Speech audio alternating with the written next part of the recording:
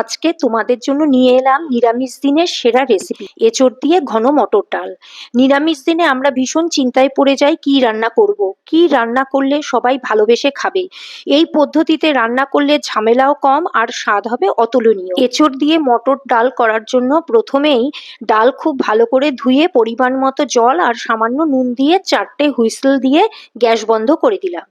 ডালটা যাতে ওভারকুক না হয়ে যায় তার জন্য ছোট বাটির 1 বাটি নর্মাল টেম্পারেচারের জল দিয়ে নামিয়ে রাখলাম।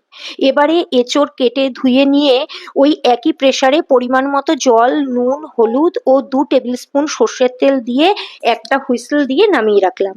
এঁচোড় একটু ঠান্ডা হলে পর প্রেসার কুকারের ঢাকা খুলে জল ঝরিয়ে একটা পাত্রে তুলে রাখলাম। এবার কড়াতে 5 টেবিল স্পুন মতো সর্ষের তেল গরম করে তাতে 2টো শুকনো লঙ্কা, 2টো এলাচ আর দারচিনি, 2টো তেজপাতা, ছোট চামচের 1 চামচ সাদা জিরা ফোড়নে দিয়ে 2 থেকে 3 সেকেন্ড নাড়াচাড়া করে সেদ্ধ এঁচোড় দিয়ে কিছুক্ষণ ভাজার পর তাতে 2 চামচ জিরার গুঁড়ো, ছোট চামচের 1 চামচ ঝাল লঙ্কার গুঁড়ো দিয়ে কিছুক্ষণ কষানোর পর তাতে 1 চামচ আদা বাটা আর ছোট চামচের 1/2 চামচ হলুদ গুঁড়ো আর সামান্য জল দিয়ে খুব ভালো করে কষাতে হবে যতক্ষণ না কাঁচা মশলার গন্ধ যায়।